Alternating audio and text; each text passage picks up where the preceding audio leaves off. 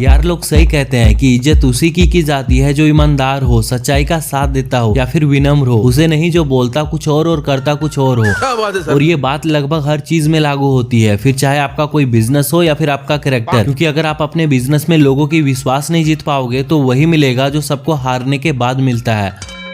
बात तो सही है। और दुनिया में ऐसा कोई प्राणी नहीं है जो समाज में अपना इज्जत बनाना ना चाहता हो, बस ऐसे प्राणी को छोड़कर जिसके पास सोचने समझने की क्षमता ना हो। नहीं मतलब होती है, पर जब तक ये इज्जत वाली बात फील होती है तब तक आप दो ना। और ऐसे लोगों का समाज में क्या इज्जत है वो तो सबको पता ही है कि नहीं। उसी तरह पाकिस्तानी की वैल्यूज बिल्कुल नहीं है किसी जगह पे। ये बातें बताई नहीं जाती, नजर लग जाती है। बस इसीलिए अब ये पॉर्की लोगों से नजर बचते बचाते अपना इमेज बचाने के लिए सबके साथ हाथ जोड़ते फिरते है कि नहीं पॉर्कियों? जी मेरे ख्याल से तो वो हाथ ही जोड़ेंगे। वो भी इज्जत का तो इन पॉर्कियों का सिर्फ बहाना है, असल काम तो डॉलर लेके अपना देश चलाना है कि नहीं पॉर्कियों? लेकिन ये तो अब मेरे ख्याल से वैसे इनको आदत हो चुकी है। आदत कैसे हो गई पॉर्कियों? किसी के बोलने से तुम्हें कोई फर्क नहीं पड़ता क्या? हमें सिर्फ दूसरों की वैलिडेशन चाहिए होती है, और वो भी सिर्फ पर्टिकुलर टाइम के लिए। जब उस इंसान से, उस बंदे से वो मतलब निकल जाता है, उसके बाद हमें उसका भी फर्क नहीं पड़ता। वैसे बात तो सही है, क्योंकि जिस देश के पीएम दुनिया में किसी से डरता नहीं, वो भी अपने लोगों को तुम्हारे यहाँ भेजने से डरता है। और इसके पीछे का कारण यही है कि खुद तो तुम लोग साफ होते ही हो, लेकिन साथ में तुम लोग उसे भी साफ कर देते हो जो वहाँ सिर्फ साफ सफाई देखने के लिए जाता है।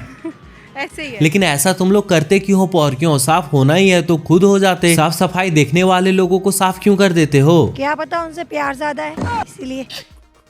अच्छा प्यार है, इसका मतलब तुम लोग बिना किसी से पूछे किसी को भी साफ कर दोगे? जो हमने किया वो गलत है, क्योंकि जो लोग चुराते हैं उनको यही नहीं पता कि हमने किया क्या। अरे उसे पता तो तब चलेगा ना जब वो दुनिया से अपने आप को साफ होने से बचा पाएगा, लेकिन टाइम आया नहीं कि बस बड़ी अफसोस वाली बात है। लेकिन पॉर्की तो हाल चाहे इन पॉर्कियों का कितना भी बेहाल क्यों ना हो, ज्ञान देना ये कभी नहीं छोड़ते। अब खुद ही देख लो, ये जो पॉर्की एक समय हमारे साथ हुआ करते थे वो हमसे अलग क्यों हुए, वो तो इन पॉर्कियों के साथ साथ पूरी दुनिया को पता है। लेकिन फिर भी अगर इन पॉर्कियों की माने तो सबसे पहले ये है कि मुसलमान जिस कंट्री में भी रहता है ना, वो उसकी कंट्री होता है, चाहे वो किसी गैर मुस्लिम कंट्री में रह रहा है या मुस्लिम कंट्री में रह रहा है। ठीक है, तो पॉर्कियों जरा एक बात बताओगे, 1947 से पहले तुम लोग किस जन्नत में रहते थे? मैं नहीं बताऊंगा। अब तुम बताओ या ना बताओ वो तो तुम्हें अच्छे से पता है, लेकिन फिर भी ये दिखावा तुम लोग करते क्यों हो कि जिंदगी की शुरुआत तुम्हारी 1947 के बाद ही हुई है? हम लोग दिखावा इसलिए करते हैं क्योंकि बचपन से शायद हमें दिखावा सिखाया गया है। बात तो सही है। अच्छा ये बात है, तो पॉर्कियों जिस देश को तुम लोग अपना दोस्त बता के रिस्पेक्ट देते हो, क्या वो सच में रिस्पेक्ट होता है या फिर वही? ये पूरी कौम जो है ना, उन लोगों की रिस्पेक्ट बिल्कुल नहीं करती। इमोशनल तो तुम्हारे दिलों में दुनिया के लिए क्या सोच है पॉर्कियों? हम लोगों के दिलों में जो के पता नहीं। अब बताओ, जिस प्राणी के मन में दुनिया के लिए क्या सोच है वही नहीं पता, और ये दुनिया के सामने आके कहते हैं हमारी हुकूमत वालों की इज्जत ही नहीं है।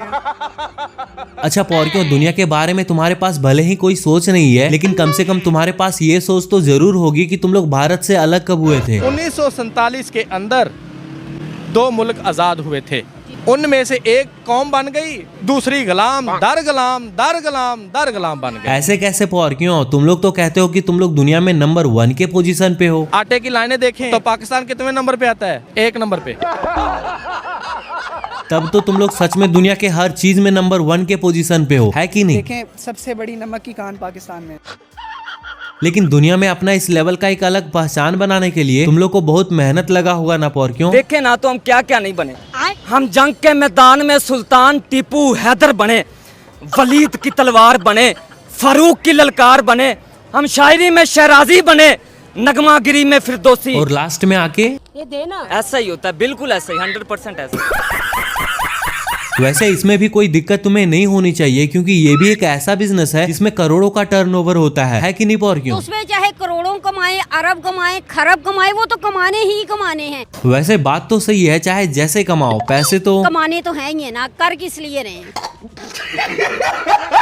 लेकिन इसका मतलब ये थोड़ी ना है कि सब एक साथ बाहर जाओ और शुरू हो जाओ।